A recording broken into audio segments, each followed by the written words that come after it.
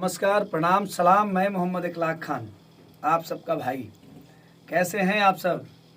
आप सब अच्छे होंगे। मैं आपकी उज्जवल भविष्य की कामना करता हूं। लेकिन आपको ये बताने आया हूं कि अब मेरी भी गाड़ी पलटने वाली है और मैं भी भागूंगा और हमारा भी इनकाउंटर हो जाएगा। जी हाँ, आप सही सुन रहे हैं और मैं सही बोल रहा हूँ। साथियों, इसी चीज़ को बताने के लिए मैं आया हूँ कि अब अतीक अहमद के बाद, अशरफ के बाद हमारा नंबर है, हमारा इनकाउंटर होगा और यूपी में मेरे खिलाफ मुकदमा दर्ज होगी, हो रही है, हो जाएगा, उम्मीद है।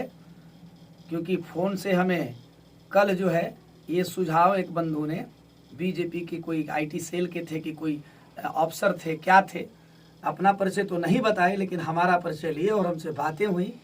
मामला ये है साथियों कि 2 दिन पहले, जिस दिन अतीक अहमद की हत्या रात में हुई थी, आप लोग को मालूम है 10:30 बज रहा था, 11:15 बज रहा था। उसी वक्त पूरी दुनिया सो गई थी, कुछ लोग जगे थे, कुछ लोग फेसबुक पे, इंस्टाग्राम पे चल रहा था। उसी वक्त एक न्यूज़, ब्रेकिंग न्यूज़ आया कि अतीक अहमद और अशरफ अहमद का मर्डर। पुलिसिया सुरक्षा के घेरे में 3 गुंडे आते हैं और ताबड़तोड़ जो है गोलियों से उसको छलनी कर देते हैं, भून देते हैं। इसी संदर्भ में मैं सुबह में एक वीडियो बनाया था और बनाने के बाद मैंने ये सुझाव दिया था कि ये लोकतंत्र है, इस देश में कानून का राज है, इस देश में न्यायपालिका है, इस देश में कोई राजा का यहाँ पे राजतंत्र नहीं है, बल्कि ये लोकतंत्र है। और लोकतंत्र में चाहे अपराधी छोटा हो या बड़ा हो, सजा उसको कोर्ट देती है, न्यायालय देता है। इस तरीके से पुलिस के घेरे में अगर किसी भी व्यक्ति की हत्या होती है, चाहे वो अपराधी हो या नन अपराधी हो, तो ये कतई अच्छा नहीं है। इसी संदर्भ में मैंने अपनी बात रखी थी और मैंने कहा था, एक शब्द हमारे मुंह से निकल गई थी कि ये हत्यारी सरकार है, संघी सरकार है, योगी आदित्यनाथ जी की हत्यारा हैं। ये बात हमारे मुंह से निकल गई। इसी संदर्भ में कल हमारे पास यूपी से बीजेपी के संगठन के द्वारा या आईटी सेल के द्वारा या उनके सोशल एक्टिविटीज़ के द्वारा हमारे पास कॉल आया और मुझे नसीहत दी गई और मुझे ये बताया गया कि आपके ऊपर एफआईआर यूपी में होगी। इसीलिए मैं आपको बता रहा हूँ कि अब हो सकता है कि हमारे ऊपर एफआईआर दर्ज हो जाए, मुकदमा, और मुझे यूपी से पुलिस आएगी और यहाँ से लेके जाएगी बिहार से, और रास्ता में गाड़ी पलट जाएगा और हम भागने लगेंगे और हमारा इनकाउंटर हो जाएगा। आप समझ सकते हैं, यही ना हो रहा है। बताइए कि जो सरकार सदन में एक संवैधानिक पद पर होते हुए भरे सदन में मिट्टी में मिलाने की बात करते हो और मिट्टी में मिलना भी शुरू हो जाता है।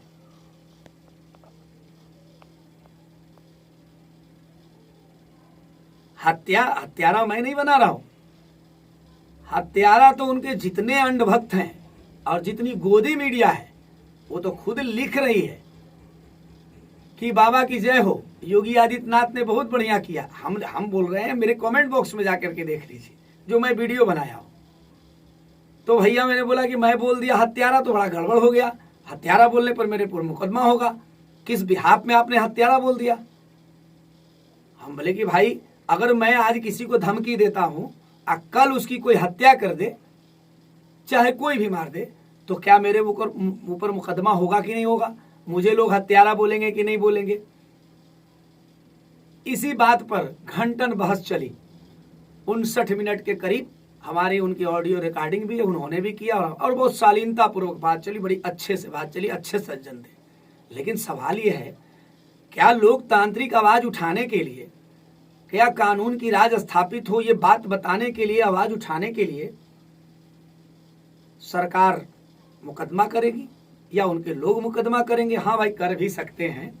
जब राहुल गांधी पर एक सरनेम को लेकर के मुकदमा दर्ज हो सकता है, जो इस देश के पीएम कैंडिडेट, पूरे देश में उनका पार्टी मजबूत, कांग्रेस पार्टी, और प्रेजेंट वो सांसद, वैसे लोगों पर जब एक फर्जी मुकदमा दर्ज हो सकता है मोदी सरनेम को लेके और उनको 2 साल की सजा हो सकती है मनानी, तो मेरी क्या बिशात है, मेरी क्या औकात है 1 लाख खान की। हो सकता है कि मेरा भी हो जाएगा। तो ये आवाज दबाने की एक सुझाव नहीं बल्कि धमकी इसको कहा जा सकता है, डर पैदा करना कहा जा सकता है, ताकि इस देश में राम राज यूपी में चल रहा है साथियों, और उस राम राज को जंगल राज आप बताना आपकी गलत होगी, भूल होगी। अगर आपने राम राज को गलत जंगल राज कहा तो आप मुकदमे में फंसाए जाएंगे, आप जेल जाएंगे, आपके बाल बच्चे भूखे मरेंगे। क्योंकि योगी आदित्यनाथ जी के राज में, यूपी में खास करके राम राज का राज है कि नहीं है? बताइए। पुलिस वाले लोग एक अपराधी को पकड़ते हैं और उसका मेडिकल चेकअप कराने के लिए अस्पताल जिंदा लेके जाते हैं और उधर से पोस्टमार्टम करा के मुर्दा लेके आते हैं साथियों। रामराज है कि नहीं है?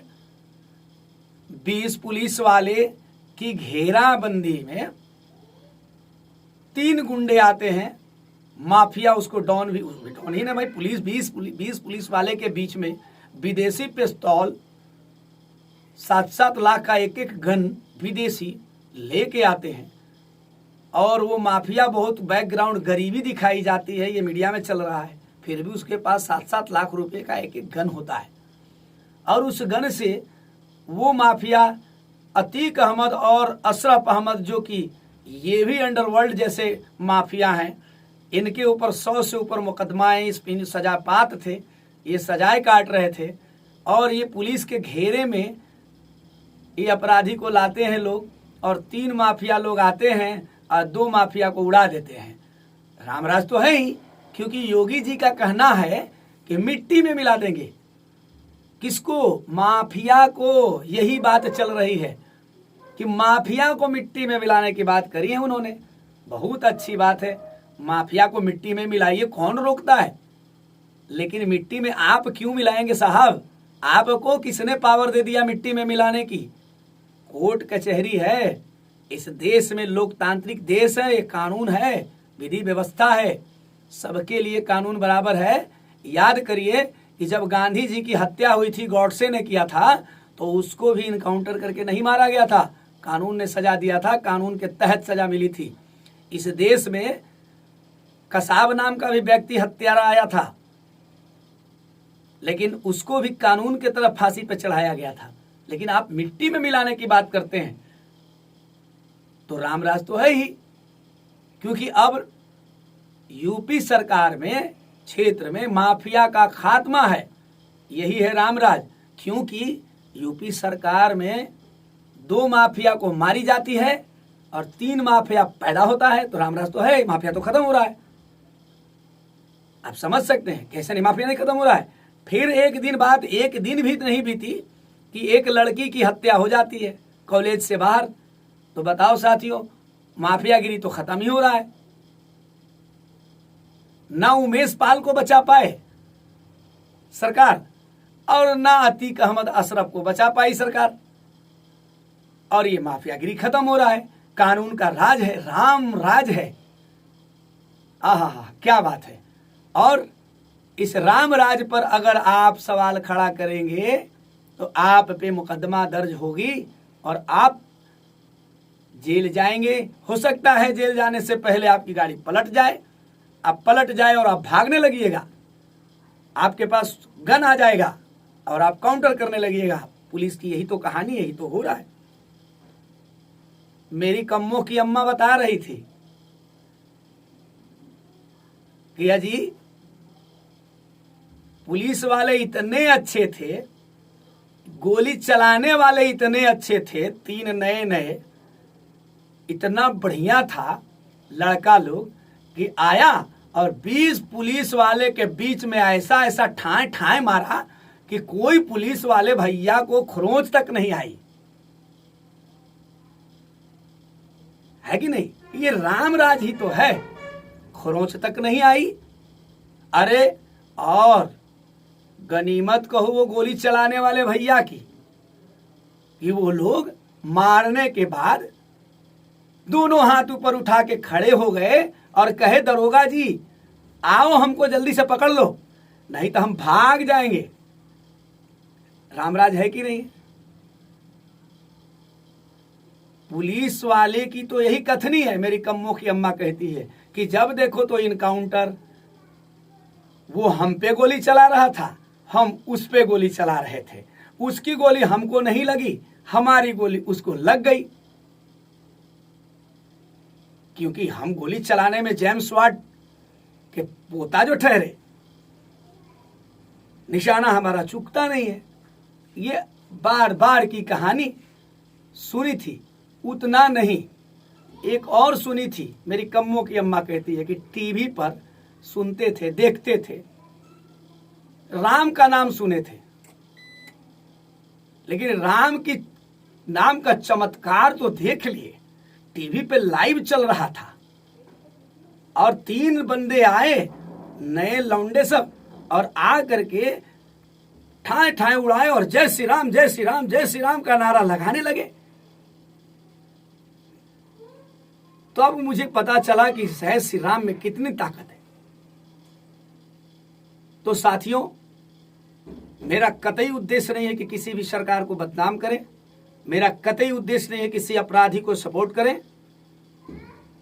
लोकतांत्रिक आवाज है और इस आवाज को उठाना, कानून का राज स्थापित हो, गुंडा माफिया जितने भी हैं वो खत्म होना चाहिए, बिल्कुल होना चाहिए, लेकिन पुलिस के घेरे में होना चाहिए, है ना। कुछ लोग कहेंगे और कमेंट बॉक्स में लिख भी रहे हैं। तो हो सकता है अब हमारा नंबर आने वाला है, आप लोग बने रहिए। हो सकता है मेरे मोबाइल पे पोस्ट नहीं होगा, हमको उठा के लोग ले जाएंगे। इसीलिए मैं सोचा कि अपनी ये कहानी आपको बता दूं, क्योंकि यूपी में राम राज है, कानून का राज है। ऐसा कानून का राज है कि दिन दिहाड़े ठाए ठाए गोली चल रही है, लोगों की हत्या की जा रही है और सरकार सदन में खड़ा होकर मिट्टी में मिलाने की बात कर रही है। तो राम राज तो है साथियों। चलिए, ये राम राज कितनी दिन तक चलती है देखते रहिए। ये राम राज आपको पता है ना कि कितनी पुरानी ये भारत देश है, कितनी साल पुरानी ये देश है, और यहाँ पे कितने हुकूमत आई और कितनी हुकूमत चली गई। सबको एक दिन आना है, सबको एक दिन जाना है। एक लाइन थी कि नहीं चाहिए दिल दुखाना किसी का, और सदा ना रहा है सदा ना रहेगा जमाना किसी का। तो याद है, अगर यही है कोई दिक्कत नहीं है, चलने दीजिए ठाए ठाए। आज आपकी सरकार है तो आपकी सरकार में भी ठाए ठाए चल रही है। 2 माफिया मारे जा रहे हैं और 3 माफिया पैदा हो जा रहे हैं, है ना।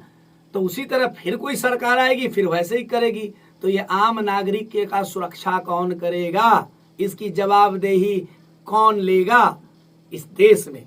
साथियों, इसी चंद शब्द के साथ हम अपनी बात को ही खत्म करते हैं, और आप बने रहें, अपनी दुआओं में याद रखें।